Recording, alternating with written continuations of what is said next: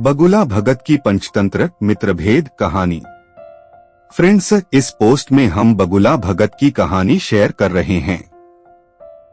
पंचतंत्र की कहानी है जिसमें एक बूढ़ा बगुला अपनी भूख मिटाने के लिए तालाब में रहने वाली मछलियों को अपनी चिकनी चुपड़ी बातों के जाल में फंसाता है। वह केकड़े पर भी अपना जाल फेंकता है। क्या केकड़ा उसके जाल में फंस जाता है? क्या वह बगुले का आहार बन जाता है?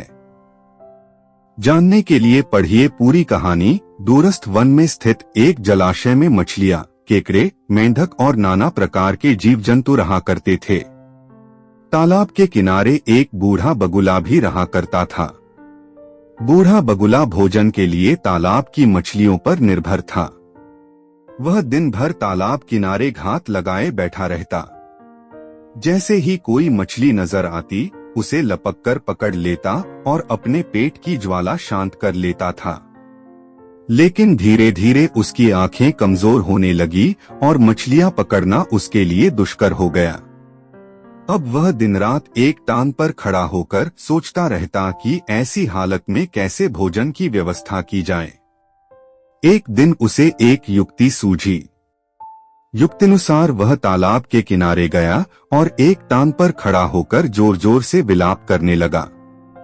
उसे इस तरह विलाप करता देख तालाब में रहने वाला एक केकड़ा आश्चर्यचकित हो उसके पास आया और पूछने लगा, बगुला मामा, क्या बात है?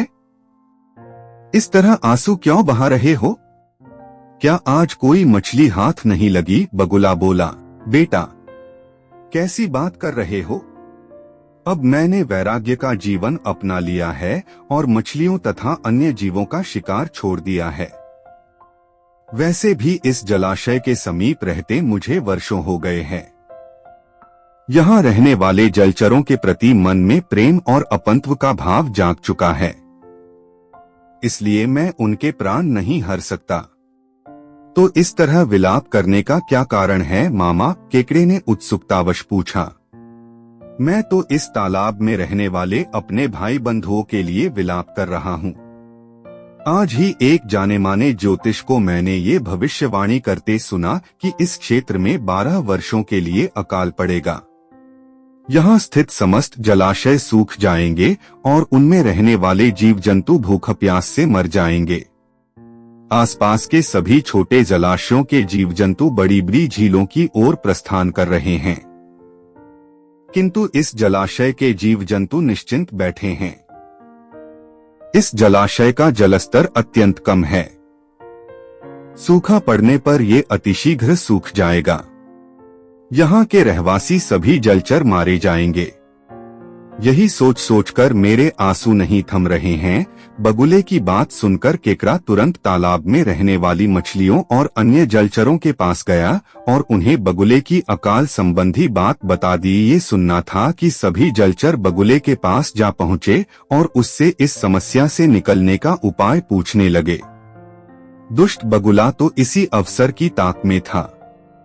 वह बोला, बंधुओं, चिंता की कोई बात नहीं है। यहाँ से कुछ ही दूरी पर जल से लबालब एक बड़ी झील अवस्थित है। वहाँ का जल अगले 50 वर्षों तक नहीं सूखेगा। मैं तुम्हें अपनी पीठ पर लादकर उस झील में छोड़ आऊंगा। इस तरह तुम सबकी जान बच जाएगी। बगुले की बात सुनकर सभी जलचरों में पहले जाने की होड़ लग गई और वे बगुले से अनुनय करने लग गए।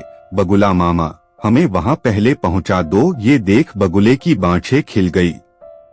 उसने सबको शांत किया और बोला, बंधुओं, मैं तुम सबको एक एक कर अपनी पीठ पर लादकर उस झील तक ले जाऊंगा।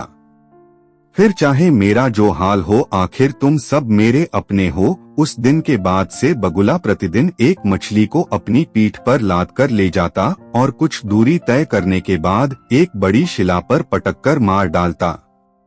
फिर छककर अपना पेट भरने के बाद दूसरे दिन दूसरा शिकार अपनी पीठ पर लादकर चल पड़ता। ऐसे ही कई दिन बीत गए। बगुले को बिना परिश्रम के रोज एक मछली का आहार मिलने लगा। एक दिन जब बगुला तालाब के किनारे गया तो केकड़ा बोला, बगुला मामा, आपने सूखा पड़ने की बात मुझे सबसे पहले बताई। किंतु अब तक आप मुझे बड़ी झील लेकर नहीं गए। आज मैं आपकी कुछ नहीं सुनूंगा। आज आपको मुझे ही लेकर जाना होगा। बगुला भी रोज मछली खाकर ऊब चुका था। उसने सोचा कि क्यों न आज केकड़े को ही अपना आहार बनाया जाए, और वह केकड़े को अपनी गर्दन पर बैठाकर उड़ने लगा। कुछ दूर जाने के बाद केकड़े ने देखा कि एक बड़ी शिला के पास मछलियों की हड्डियों का अंबार लगा हुआ है। उसे संदेह हुआ कि हो न हो ये सब बगुले का ही किया धरा है। उसने बगुले से पूछा, मामा और कितनी दूर जाना है? तुम मुझे उठाए उठाए थक गए होगे। शिला तक पहुंचने के बाद बगुले ने सोचा कि अब वास्तविकता बताने में कोई हर्ज नहीं। उसने केकड़े को सारी बात बता दी और बोला, केकड़े, ईश्वर का स्मरण कर ले, तेरा अंत समय आ चुका है।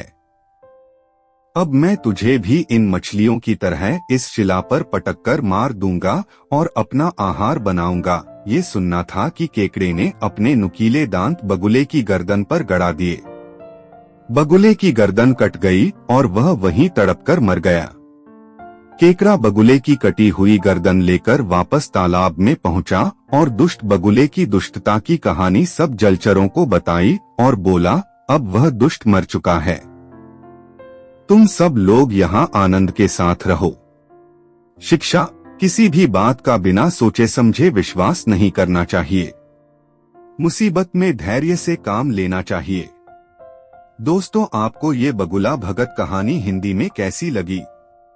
आप अपने कमेंट्स के द्वारा हमें अवश्य बताएं। ये हिंदी कहानी पसंद आने पर लाइक और शेयर करें। ऐसी ही और मोटिवेशनल स्टोरी पढ़ने के लिए AR सुपर स्टोरी चैनल को सब्सक्राइब कर लें। Thanks for watching.